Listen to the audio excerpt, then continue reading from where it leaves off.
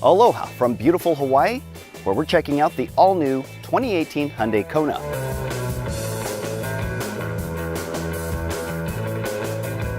The 2018 Hyundai KONA is the latest entrant into the subcompact crossover class. It competes against the Honda HR-V, Toyota CHR, and Mazda CX-3.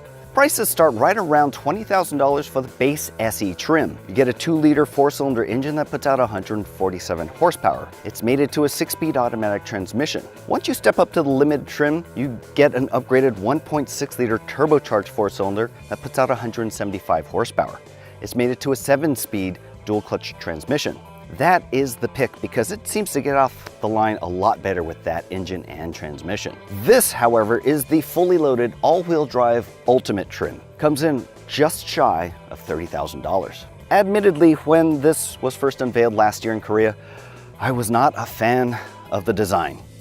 Seems like it was designed by committee using spare parts from other cars. There's a lot of things that bothered me about it, but after seeing it on the road for the last couple days, I'm starting to warm up to it. The things that bother me are this fake vent here. It's completely blocked off. I feel like the car might be a little cleaner without it. These running lights up top remind me a lot of the Jeep Cherokee before the latest refresh. The actual headlights are down here, and they kind of remind me of a Nissan Juke.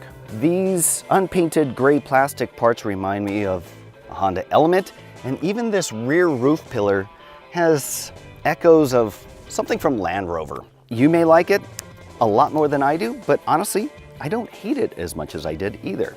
As far as cargo capacity is concerned, the Hyundai KONA has 19.2 cubic feet behind the rear seats. That's a little less than the Honda HR-V, but a lot more than the very small Mazda CX-3. You have a nice little hook here for shopping bags, a compartment below to keep things out of view, and this floor actually drops down about 3 inches for even more capacity. From behind the wheel, the Hyundai KONA drives pretty much as you'd expect. This 1.6-liter turbo gets up to speed just fine. In fact, it's a lot more capable than what I've found in the Toyota CHR and the Mazda CX-3. But of course, it is the upgraded engine. There's no laboring. It doesn't make you want to floor the pedal just to get onto the highway. And it cruises just fine. Brakes are also appropriate for this kind of car, moderately firm, very controllable under heavy braking, and handling is surprisingly good. You can actually have quite a bit of fun on a twisty road with this car. One thing I am noticing though is there's quite a bit of road noise. Now, it's not intrusive, and honestly, if you turn up the volume just a little bit on the radio, problem solved. On top of that, it has the Clarify audio system that we're used to seeing in the Genesis luxury line. Now, that fills in some of the digital information on your files for a richer and fuller experience. Seat comfort is pretty good. I'm getting a lot of support. Now, the seat cushion's a little on the short side, but this power driver's seat tilts up a little with the cushion, so I can make up with that with a little bit of angle. The side bolstering is not super aggressive, but it holds me in just fine, and it's not constricting, so larger drivers probably won't have a problem getting comfortable in here. I do feel like I'm sitting a little high though. I usually like being a little lower to the deck, and this seat is actually lowered down as far as it goes. That said, I still have plenty of headroom, and it's something you'd probably just get used to after a while. Visibility is great. This A-pillar is well contoured so that I can see almost right through it. The mirrors are well sized and out far enough so that I'm not going to get surprised by something coming up. And the head-up display is incredibly bright. Now, it's the flip-up screen, kind of like what we see out of Mazda. So on a bumpy road, it can get a little jittery, a little fuzzy. It's easy to read and gives you a lot of information, not just speed, but also speed limit, as well as turn-by-turn directions for navigation. I do also like how the infotainment screen is mounted on top of the dash.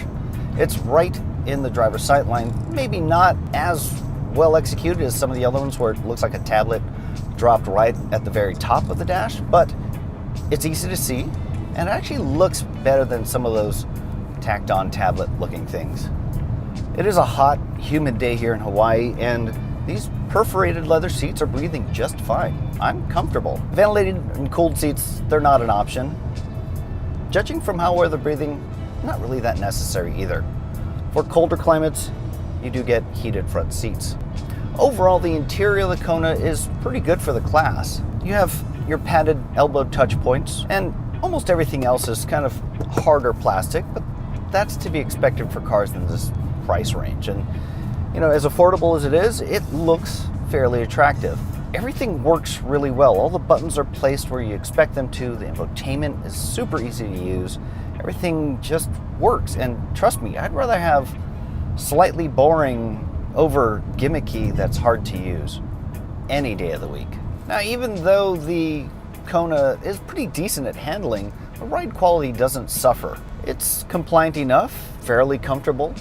There's some jostling over some of the left-right undulations, but pretty much everything else in this class rides like this. It's not too stiff, it's not too soft, it's just pleasant.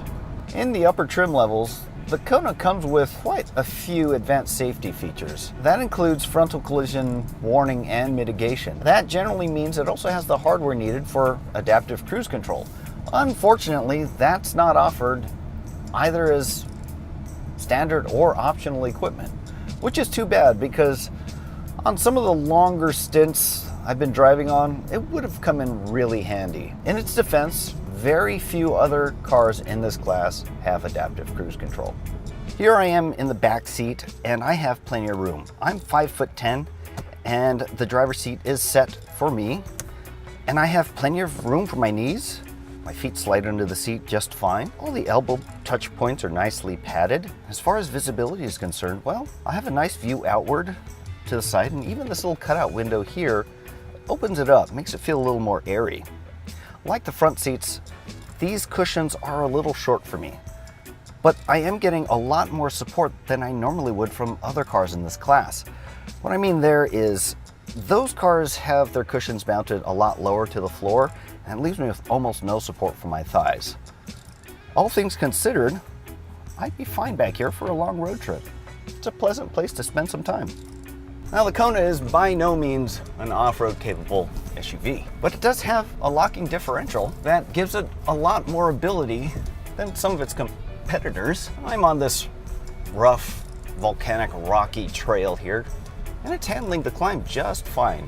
Ground clearance, now that's not so great, so I'm avoiding anything that's poking up. Overall though, it's impressive for a subcompact crossover. I was fairly unimpressed with the Kona when it was unveiled last year. Now that I've spent some time and driven it quite a bit, I have to say it's pretty good. I'd consider it in a heartbeat against the Toyota CHR, the Honda HR-V, and Mazda CX-3. When you consider its price, it has an advantage in a number of ways there, as well as the features you get, the better than average cargo capacity. All these things start stacking up. And on top of that, when you add in the industry-leading 100,000-mile warranty, well, it's hard to pass up. Styling aside, I think most people will be really happy with the Kona. For more information on the Kona, head on over to Edmunds.com. If you want to see more videos like this, hit subscribe.